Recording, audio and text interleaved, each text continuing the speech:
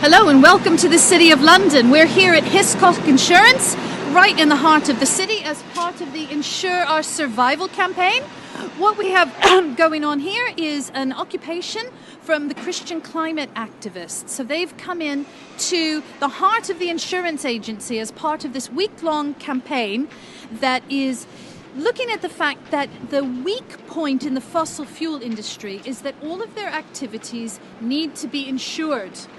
And our demand is that insurance companies should stop enabling fossil fuels to be able to operate. So the fossil fuel companies aren't looking to try to curb their activities anytime soon, but insurance cover their risks. And so our demand is insurance companies stop covering their risks, make it impossible for them. Do not insure any new oil and gas projects. And so these wonderful rebels are in there occupying, talking to the different workers who were there, talking to them about actually the power that each individual has to speak up for the need for climate action, particularly with the insurance industry. So this is a part of a week of activities where Extinction Rebellion is on the streets. It's following on from activities in February of last year, the Insure Our Future campaign. So this is Insure Our Survival. Stick with us because there's going to be a lot more coming, a whole week of excitement for you, both in London and out in the different regions and nations of the UK.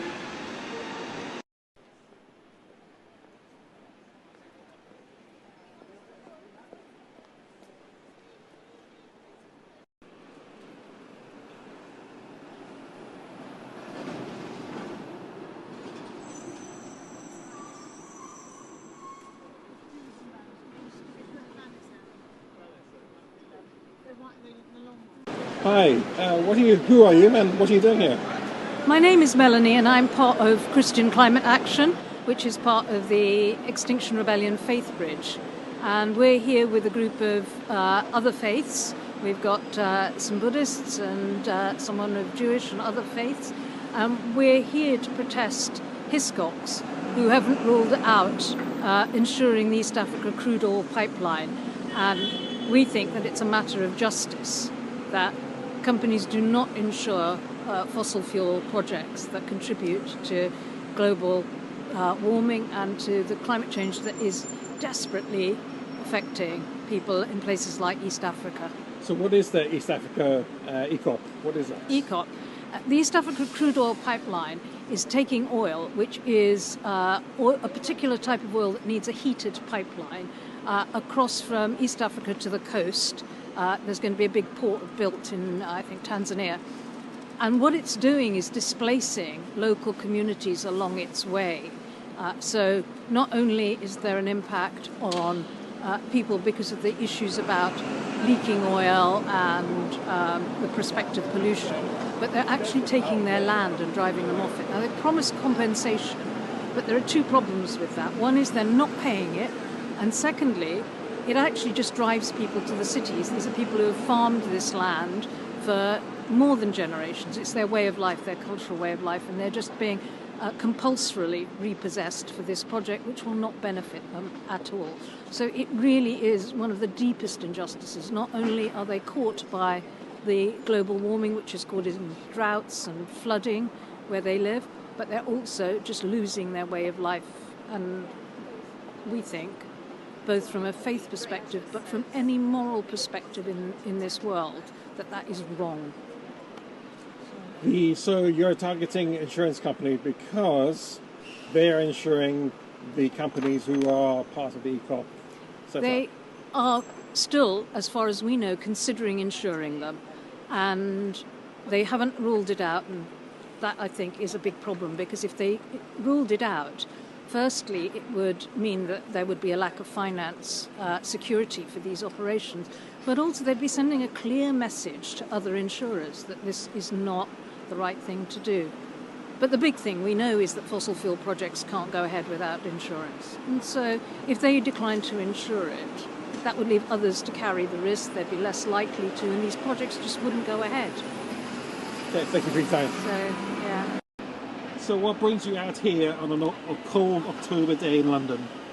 Well, I'm Sue, and I'm an Anglican priest, and I'm part of Christian Climate Action. And in my old age, I'm 82, I believe that the best thing I can do with my life is give myself to do whatever I can to confront the climate catastrophe. And that means confronting the fossil fuel industry that is the evil part of our society now, and of course the insurance companies and the banks that fund the fossil fuel industry, governments that allow themselves to be make policies that favor the fossil fuel industry, all of that. All this is bringing us, humanity and the other creatures, to near extinction.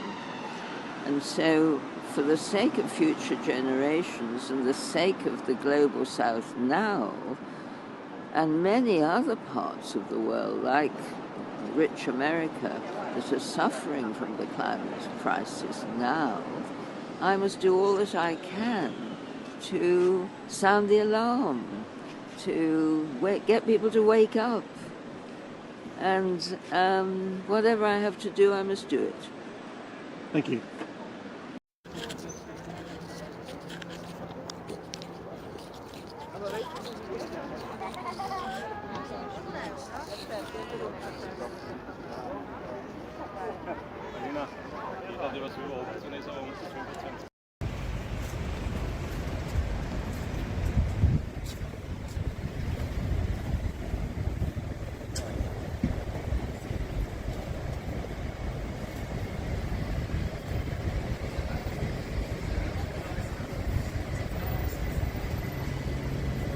Train.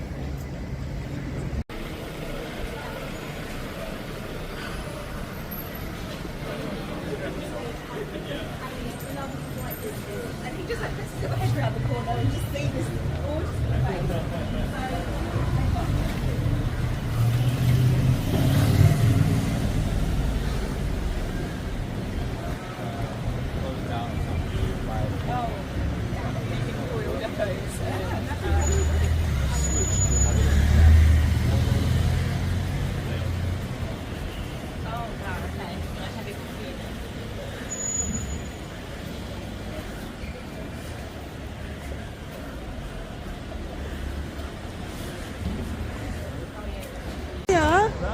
Good morning, how are you? What are you doing here this So we're morning? outside this building because Hiscox are inside and they're still insuring oil and gas projects. They've recently insured, I think it's 5 LNG terminals on the US coast, and we just think that's a little bit crazy right now. Why are they still doing it? Just trying to eke out that last bit of money, those last pound signs, as clearly the oil and gas industry will be gone in a few years' time. So why don't Hiscox find some new industries to insure and not just try and extract these last few pennies out of this one?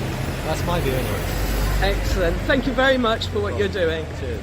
Hello, I'm Mary and I'm here today in the lobby of an insurance company. The reason is that every business needs insurance and the oil industry is no different. Insurers are the facilitators of climate breakdown through facilitating the extraction of ever more coal and gas, which is destroying the environment and killing the biosphere. This is a very important link in the chain of environmental destruction, and we're going to carry on protesting like this until every insurance company in Britain stops insuring climate destruction. My name's Phil. I'm a retired engineer and I'm here in the lobby of 22 Bishopsgate to protest at the role the insurance industry is playing facilitating extraction of yet more fossil fuels and yet more fossil fuel industry such as Project One in Belgium, where they carry out insurance and also where they invest their money, but they're also investing in fossil fuel industries and remove it to ethical investors, people who announce that they're not going to insure ECOP or any of the other projects that are killing our world. Thank you. Hi, I'm Stephen and I'm here because I'm very concerned about climate change and what it will do to my child and other children and future generations. And insurance companies have a big role to play in the fossil fuel industry. Fossil fuel concerns can't go unless they have the backing of insurance. And last time when Insure Our Futures went to Zurich agreed not or not, they still need insurance. So all around the world, dirty oil, gas, coal expansion projects and companies come here to the City of London and talk to the insurers here in the City of London because they need insurance for their project or they can't do it. Anything that gets dug up or extracted, it needs insurance. So we're here today to tell them no longer, there's no future for oil, gas and coal, and there's definitely this is not the time for oil, gas and coal expansion. There's 100... Sure, have the tower behind me. Okay, here we are now. This has been a really exciting... Our group. So yeah, I'm here with everyone else to try and stop insurance companies insuring our fossil fuels, and we want to ensure our survival. That's absolutely brilliant. So have you come with a group of people? Yes, there's a group of probably about a dozen of us, I think. Hopefully, we haven't all met up yet, but I think there's quite a few of us around. A few of them are drumming. So yeah, it's a good crowd of us. That's great. And did you coordinate your costumes? No, there's all various. In fact, there's one lady who has a designed jacket with bits of poo on and things, which is worth seeing. So try and look out for her. That feels very, very relevant because we're obviously having all the problems with pollution in the sewage in the rivers, isn't it? Yes, that's right. I mean, she comes from Hitchin, where they had flooding there, and they had a lot of sewage which was going into people's gardens, which is absolutely disgusting. So, we just want to try and make insurance companies see sense. It just makes no business sense to be insuring fossil fuels, because that's just expediting the problem. So it's absolutely crazy what they're doing. So we just want to try and make them see sense. Yeah. I mean, the crazy thing is we all know what's coming for us, and we still have to keep this up, don't we? We certainly do, and the sooner they see sense and change their policies, the better, because they're all as bad as each other. They all have links with the fossil fuel industry, so we just need them to stop, because they're insuring stranded assets. It's absolutely crazy. Why on earth would a business want to do that? It continues to amaze us that people keep that up. And how long have you been doing this? Well, I've been linked with XR since about 2020. I started my own group at the time, so I wanted to build up a network. I have a group called Your Planet Saving Ideas, which is all about trying to find ideas, because I'm sure that there's 8 billion of us on the planet. We're all capable of having ideas that could make a difference. So I like to try and encourage people to share their ideas. So I have this Facebook group and encourage people to post any ideas they have. It don't have to be any, it could be big, small, simple or complex, but they all need to be shared, because there might be something out there that could make a big difference. Well, that's a really interesting combination of sort of practical things that you can do and also, coming out and doing... comes from individuals. So we all have a role to play. By just taking these 6 simple shifts, that can be a way of making a difference as well. That's fabulous. Well, thank you for taking the time to talk to us. Now, if you had one thing you wanted to say to folks back home, what would it be? Come and join us. We can all make a difference. It's very empowering. Don't think that there's nothing you can do. We can all do something. So even if it's just signing a petition or just join a group, just support, and you can make a difference. We're all in this together. It's everybody's future. We just have to really just pull together. If we all pull together, we can make a huge difference. So just get engaged and join in. Excellent. Thank you so much for your time. Enjoy the march. All right, thank you.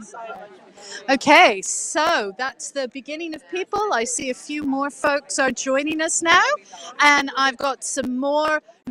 We're back again. So, hello, lovely to meet you. What's your name? Anne-Marie.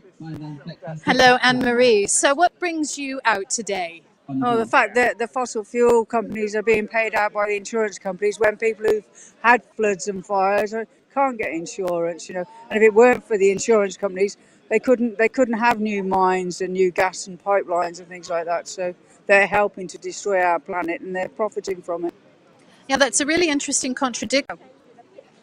Absolutely. And so here you are on the streets. Have you done this before? Yes, quite a few times with the with the high-speed rail. I walked the Red Bull Trail, and I've been coming since 2019. Sort of found Roger Hallam at a time where I'd spent a couple of years sort of hearing bad news and pretty well crying every day without feeling like I could do anything about it. But activism is the antidote to depression. So, you know, the more you get involved, the less miserable you feel. You feel like you're doing something and you're in like-minded company. So, you know, that's I've been doing it since 2019 and I've come quite a lot. But coming from Wales, it's not easy, but I have some excellent hosts. So you can get hosts down in London, which make it possible.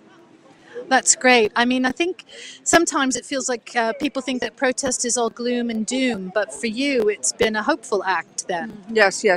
I feel that there is a movement that more and more people lots of people are worried about the climate crisis. In fact, there's a lot of, you know, depression in the young people, but once they get active, they do feel more inspired and happy that you know, the numbers are swelling. Even though there's a small group here, there are other things going on as well. So, you know, all over the country, and you know, we're working together. And once we reach that, what was it? Roger Hallam said 3.5% of the population, the tipping point in social changes, then we'll get hurried action. Hopefully before the AMOC crashes.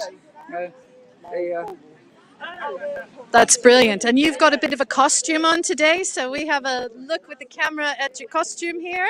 You look like you're ready to go to the beach because the beach is coming to you, isn't it? Yes, definitely. Even in Wales. Yeah, yes, and it's not just the small island countries that will suffer. We are an island, and we will flood. London, it's a very important thing. One of my daughters doesn't listen to the news at all because she finds it so depressing. She has little children who could be in their 30s and 40s when the floods start. But certainly, I mean, places like Fairborn, they're already uninsurable. Already people have tried to sell their houses and can't because they're one of the first places that are actually starting to flood even now. Yeah. Brilliant. Well, we're out here on today in the streets and you're doing what you can for it. So we appreciate you taking the time to speak with us. And we hope you have a good connecting protest with people. Thank you very much. Nice to meet you. Nice to meet you as well. Thank you so much. So these things always take a little bit of time to kick off. People are gathering together. We can see over here that the main banners are coming together. It's raining, even though it wasn't supposed to rain today. And we've got here, let's just take a little look at this. Ensure our survival, not fossil fuels. Boy, I really like how that sums up the message. Because sometimes ensure our survival, what does that mean? But it's particularly aimed at fossil fuels. Would you like to tell us your name and tell us what brought you here? I'm Jane, and I'm with Debs. We've come up from Cornwall to protest today because we're part of West Penwith XR and Transition and Sustainable Hell and all the other stuff that are trying to do good things. So you're involved with a lot of different things. A little bit, yeah. That's wonderful. That's a long trip from Cornwall up here today. What was it in your heart that made you come out on this day? Well, it's all about raising awareness and reducing our carbon use and getting that message out to Joe Blogs on the street, because it's all very scary now, isn't it, in terms of what's going to be happening in the future. And the future's coming to meet us now, isn't it? Yeah. And I've got a great niece and nephew, and our elders are very good at low carbon lifestyles. There weren't any plastics. We had leaky Tupperwares. Speaking on camera to us? Not today, I'm sorry. No camera today. That's absolutely fine. We have all different kinds of people who want to speak and don't, and that's fine. But you're here, and we're grateful for that. And I love your hats. So we're going to come over here. This is a very interesting. The car soup. Tell me about this. Car soup. We've all seen the floods and what happens. Cars float. So someone said car soup, and I thought that kind of said it, really, didn't it? It's disgustingly uninsurable. Car soup. At what point will they suddenly say, "Oh, well, we can't insure all those cars"? All those people start thinking longer term. Precautionary principle is what is supposed to to we run insurance, and they just don't seem to have gone for the precautionary principle. Soup installation. Yeah, this is the what we all see when we see a flood. We see the cars floating. It's one of the first things you notice is all the vehicles just take off, and sometimes the most awful thing is they still have a person in them, and then you think that must be terrifying.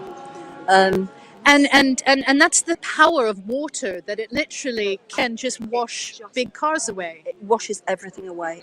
We've seen lorries, we've seen buses, and of course lots of cars. Cars go first because they're light.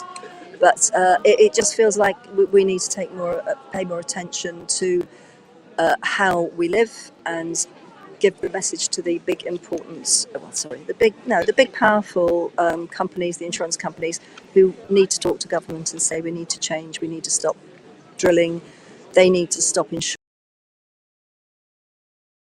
they need to make sure that they're future-proofing. They need to start with the precautionary principle, which is what insurers should be, underpin insurance, future-proofing for generations to come, because if not, we're not going to have a livable planet. The earth will be so despoiled, and insurance is really key in making sure that the things that are bad don't happen. Just because we can do it doesn't mean we should. Let's have some wisdom. So I think the elders try and have a bit of that. It's wonderful to have the voice of the elders out. Rise above the love of power. I believe that one fine day, I believe that one... Just going to rehearse this one. You're going to get the rehearsal, folks, but I'm sure it's going to be lovely. Okay, so we've got basses, tenors here, alto, and soprano. Time is changing. Time is changing. You're all seeing here the reality of what it's like to do singing on the streets, getting ourselves together. This is part of being a scrappy rebel activist group.